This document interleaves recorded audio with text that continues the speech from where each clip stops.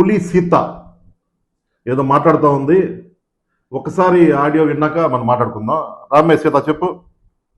Hello అండి, అందరికి నమస్కారం. నమస్కారం. మన రాష్ట్రంలో చాలా మంది పెద్ద లాయర్లు జడ్జిలు అవ్వాలని కోరుకుంటారు, బట్ కానీ ఎవరనమాట వాళ్ళంతా అవ్వక ఎక్కడ ఉంటారు అంటే సాక్షి మీడియాలో కూర్చొని మాట్లాడుతూ ఉంటారు అనమాట. వాళ్ళకి ఒక మీడియా ఉంది, ఒక మైక్ దొరుకుతుంది కాబట్టి మాట్లాడుతుంటాడు. ఒక ప్రౌఢుడు ఇందాకే విన్నాను అనమాట, 20 రూపాయలు నోట్ చూపించి దీని మీద గాంధీ బొమ్మ ఉంది, ఈ 20 రూపాయల మీద గాంధీ బొమ్మ నా దగ్గర ఉంది, ఇది నా దగ్గర ఉన్నట్ట గాంధీ గారి దగ్గర ఉన్నట్ట, 20 రూపాయలు ఉంటే ఎవరిదైనట్టు అని చెప్తున్నాడు.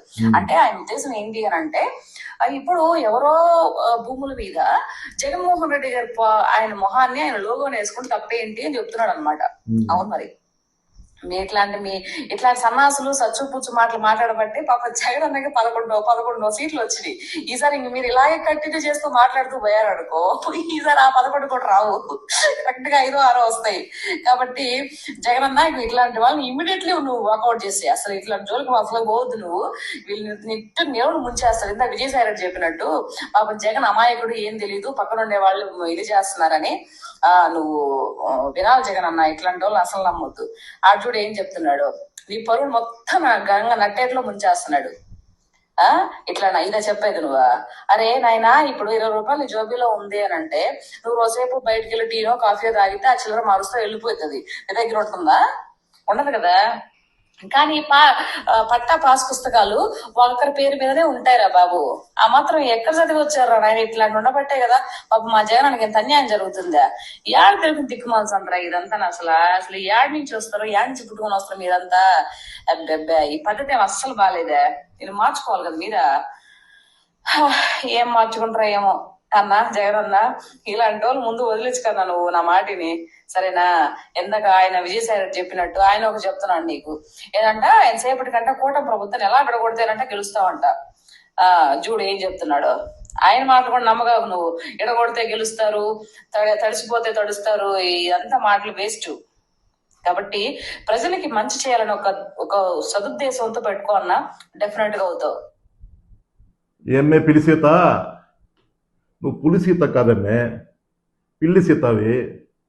నోరు దగ్గర పెట్టుకో, ఎందుకు ఎక్కువ మాట్లాడుతూ ఉన్నావు? జగన్మోహన్ రెడ్డి గారికి సలహాలు ఇస్తున్నావు నువ్వు. నీకు బాగా ముదిరిందమ్మా పిచ్చి. ఎవడో మాట్లాడితే నీకు ఎందుకమ్మా? నేను అడుగుతా ఉన్నా ఈ సందర్భంగా. జగన్మోహన్ రెడ్డి గారు ఏం చెప్పాడు? నువ్వు సరిగ్గా విన్నావా మన ప్రెస్ మీట్? బ్రిటిష్ కాలంలో సర్వే జరిగింది, ల్యాండ్ టైటిలింగ్ యాక్టు బ్రిటిష్ కాలంలో సర్వే జరిగింది, 1926లో జరిగింది. మా గవర్నమెంట్లో మంచి చేయాలి ప్రజలకు అని చెప్పేసి అది కేంద్ర ప్రభుత్వం తీసుకొస్తే దాన్ని ఫస్ట్ మన ఆంధ్రప్రదేశ్లో నేను మొదలు పెట్టాలని చెప్పేసి జగన్మోహన్ రెడ్డి గారు క్లియర్గా చెప్పాడమ్మే. నువ్వు వినలేదనుకుంటా, సరిగ్గా నీకు చెవుడు అనుకుంటా. నువ్వు గుర్తుపెట్టుకో, నీ స్థాయి అది కాదు. నువ్వు ఎవరికి సలహాలు ఇచ్చేంత పెద్ద విషయం. నువ్వు ముందు నోరు దగ్గర పెట్టుకోమే, నువ్వు ఎక్కువ మాడుతున్నావు చాలా. అనవసరంగా మా కార్యకర్తలకు పని పెట్టబాక. పోయినసారి అన్నావు కదా, రోడ్డు మీద పాలు పోతే పాలు ఎత్తుకోవాలంటే పాలు రావుతుంది అమ్మాయి, కాఫీ వచ్చి చూపించాక నీకు. నువ్వు మళ్ళా మమ్మల్ని కెలికేవనుకో, నీ మమ్మల్ని కెలుగుతూనే ఉంటావు. నువ్వు తప్పైపోయింది క్షమించండి అనేదాకా నిన్ను కెలుగుతూనే ఉంటావు. గుర్తుపెట్టుకో పులిసిత, నీకు చెబుతున్నా, సలహా ఇస్తాను నేను కూడా.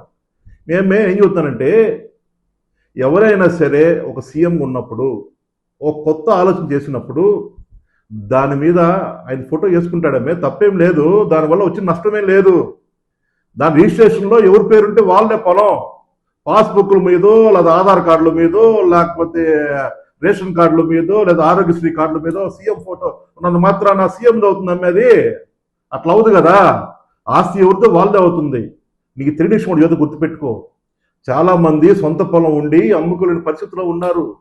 దాన్ని లిటికేషన్ అంటారు, గొడవలో ఉన్న భూమి అంటారు.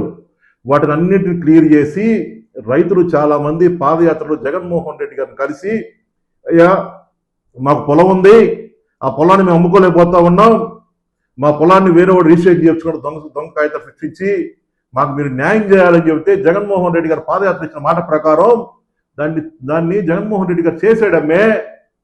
చేయడానికి ప్రయత్నం చేస్తే మీ ఇష్టానుసారం ప్రచారం చేశారు కదా. మళ్ళీ కాపీ టు పేస్ట్ మీ చంద్రబాబు కూడా చేస్తున్నాడు. మీ చంద్రబాబు అడుగు, ఏం చంద్రబాబు జగన్ చెబితే నువ్వు తప్పన్నావు, నువ్వు చేస్తున్న తప్పు కాదని అడుగమ్మే.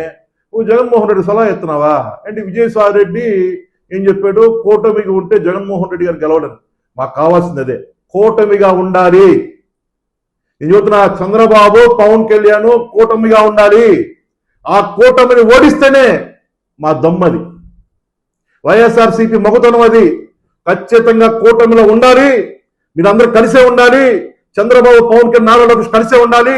మిమ్మల్ని అందరూ రికార్డ్ స్థాయిలో ఓడిస్తేనే జగన్మోహన్ రెడ్డి గారి గొప్పతనం మగతనమ్మే. ఖచ్చితంగా ఛాలెంజ్ చేస్తున్నాం. ఆ కూటమిని బద్దలు కొడతాం, జగన్మోహన్ రెడ్డి గారిని సీఎం చేసుకుంటామే. గుర్తుపెట్టుకో.